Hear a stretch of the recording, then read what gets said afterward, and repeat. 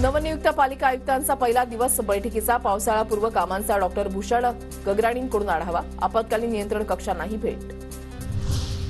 मुदत ठेव मोडून पालिकेची एमएमआरडीएला मदत. 950 कोटी रुपये दिल्याची पालिकेची माहिती. पालिकेकडून गेल्या 5 ते 6 वर्षांमध्ये बेस्ट उपक्रमाला 8,500 कोटींचं अनुदान.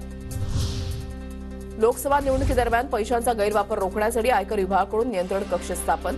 निवडणूक काळातील खर्च व्यवहारांवर आयकरचं विशेष लक्ष असणार. होळी आणि रंगपंचमी दरम्यान लोकल बसवर फुगे मारल्यास गुन्हा दाखल होणार. प्रवाशांना मोठी दुखापत होण्याची शक्यता असल्यानं निर्णय. होळी सणाच्या कालावधीमध्ये कोणत्याही प्रकारची वृक्षतोड करू नका. अनधिकृत वृक्षतोड करणाऱ्यांवर दंडात्मक कारवाई होणार.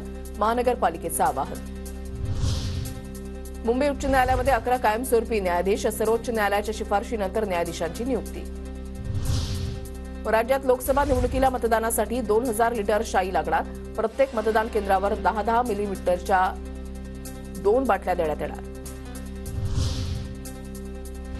होळीनिमित्त विशेष रेल्वे गाड्यांचं तिकीट मिळेना. नियमित धावणाऱ्या रेल्वे गाड्यांसह विशेष गाड्याही पूर्णपणे आरक्षित. प्रवाशांचा एसटीला प्राधान्य.